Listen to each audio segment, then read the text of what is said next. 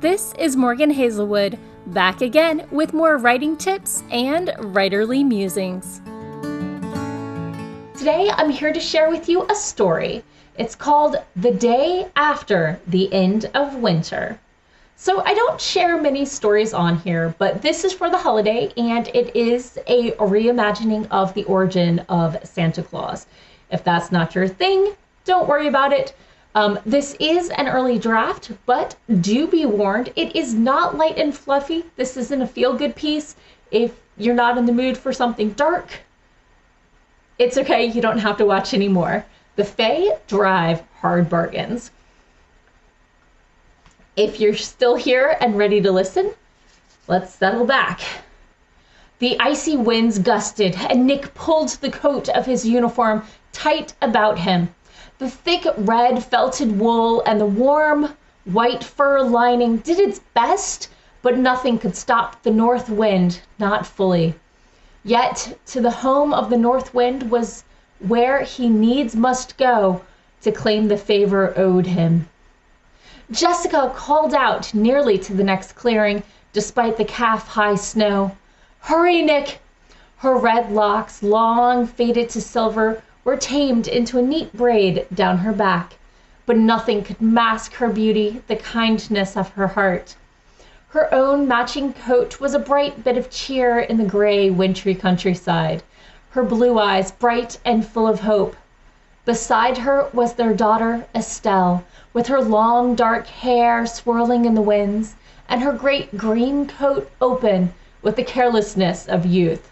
Estelle had asked for something less flashy, less bright, and Jessica had obliged. Estelle, their daughter, who had thought long and hard when her parents had shared their fears with her, who had researched every option until the day, with sad eyes and gentle words, explained the favor they must ask, told them the words they must use, and showed them the path they must take. But then again, Estelle had grown up with a small Fae who labored in the workshop and knew their ways far dearer than even her parents, who had worked with them all these long years. Nick held his hope and his mission so dear to him it seemed both were slipping through his grasp. If this didn't work, everything they built would be gone and his legacy swiftly forgotten. Nick shook his head, hastened his steps, and rehearsed the words in his head for the 12th time that hour. It might have been hours or moments in the way that time passed in this place and in this space that they reached the birthplace of wind and snow and ice, the home of the North Wind, his queen and the Fae that favored these lands. Nick couldn't help but watch and wonder at the frost sprites. Their cold beauty glimmered as they danced on the breeze. A mountain of snow beside the path opened one eye as they passed, and the couple drew close, Jessica holding Nick's arm in alarm as they passed the threat and promise of the snow troll. Estelle wandered a bit from them, studying the icy land. His daughter paused in the glow that was neither day nor night in this place, though they knew the time was drawing close. There in the twinkling twilight, she slid off her mitt and raised a bare hand to the dancing frost crystalline Fae, who alit upon her hand. With a gentle motion, Estelle lowered the Fae to her shoulder, then regloved and stretched her legs, easily catching her parents. As she drew closer, two more dancing frost Fae settled upon her other shoulder. The old couple dared not look back. Instead, they stared at the path ahead, seeing the future they had hoped to avoid writ in the dead trees that lined the path, icicles glistening in the sun, decorating corpses that would never wake again, would never see the warmth of spring. Then the trail changed into something different. A ring of evergreen trees circled a clearing in the middle of a field. sat a sleeping tree of hawthorn. "We're here." Estelle spoke with an exhale filled with, was that exuberance and relief? Nick and Jessica exchanged a worried glance. This was a sacred and powerful place. The danger was greater now. Jessica squeezed Nick's hand and they continued forward. The tree was ringed in stones, and many a stone were covered in fae of all sizes, perched upon them. But to the center of the path lay the thrones of ice, where in all their awful and awesome wonder were the Winter King and the Queen of the Fae. When they speak of fae, they speak of slight creatures, of their childlike appearances. But the North Wind was neither. His long, flowing white locks curled into his beard, such that none could tell where one began and the other ended. His cheeks were rounded, and across his immense shoulders draped a silky blue robe lined in fur and embroidered with silver, or was that frost? And his queen? Cut from ice, she had the slight appearance one would expect from a fae, but writ large, and a face that knew at once both youth and the world before humanity breathed its first. Her gown was the dancing white and silver and blue of frost, swirling about as the wind. The only thing she wore that was not magic were her white, elbow-high gloves. "Has another come to beseech us this night?" She stood, and her court stood with her. Those who were too small flittered up in the air. The king and queen, ahead above all, rising easily 8 feet high. Nick, remembering his daughter's words of warning, did not fall to a knee at the Fae Queen's feet. They appreciate respect, but to set one above yourself is to find oneself bound for life.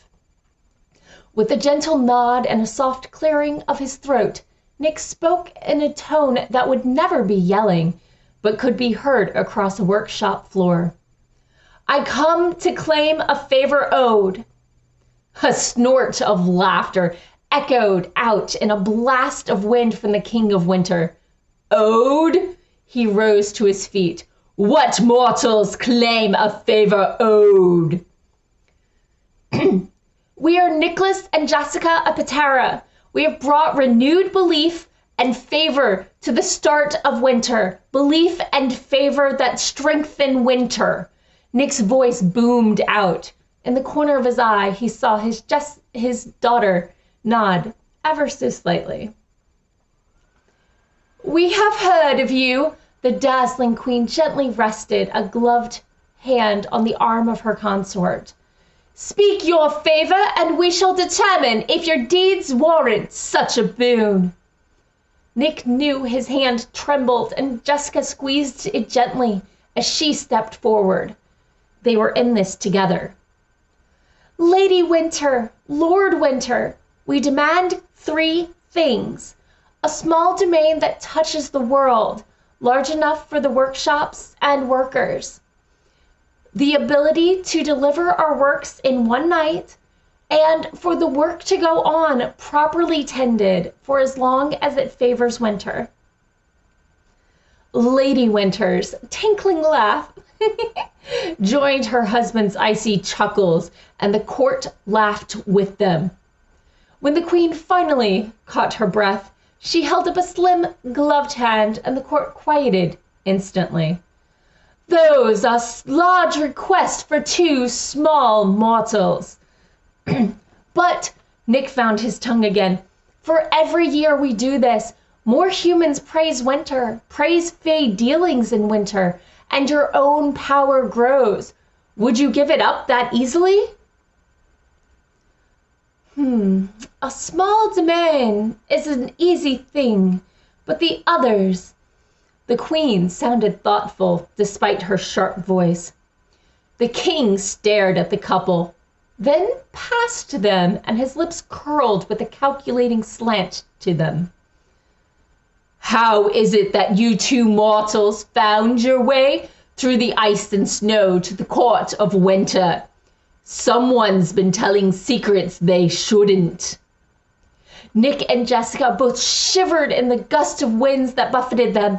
The blue-clad king strode toward the couple, and it was all Nick could do to hold his ground until the king passed them and put his thumb on the chin of Nick's daughter, raising her head. "Wait!" Nick raised an arm to wrench his daughter free, whatever the cost. "Don't!" Estelle spoke, sharp and clear. And with that, Nick froze. Estelle, in her green coat, wasn't shivering. The frost sprites never moved from her shoulders. "My king," she began, and Nick's heart froze. She'd warned them never to claim the king and queen of winter as their own. Something was wrong. "My queen," Estelle stepped back from the king's soft touch and knelt. "Their boon is fair, but needs a thing to seal the bargain, does it not?" Her hair danced in the wind. "No," Jessica whispered, too quiet for any but Nick to hear as the winds roared. "I was raised by humans and by fae. I'm as changeling as any you might want for your court. My humanity for their boon?" "You don't have to do this," Nick moaned. Jessica's sobs were silent, but she choked out, "We can find another way." Turning her bright blue eyes to match her mother's face to her parents', Estelle looked sad and eager. "It was the only answer, and it will work, I promise." To have one such as you, welcome and willing in my court? Let us talk. Walk with me, child." The queen gestured, and the only daughter of Nick and Jessica obeyed. The north wind found his throne once more, and the fae-covered stones tinkled with chatter as they all waited in wonder and fear of what would come next. In the center of it all, alone in the court of the North Wind and his terrible queen, two humans held each other tight and waited for the queen's return. "Nick and Jessica of Patera, your boons shall be granted, your sacrifice accepted. Estelle is your star no longer. She shall be my heir and not yours. You can serve all of the children, but never yours again," the queen decreed, and her consort laughed his icy gusts. "First, we grant you our northernmost domain. Secondly, you may re-enter the human realm, but only for a moment at a time."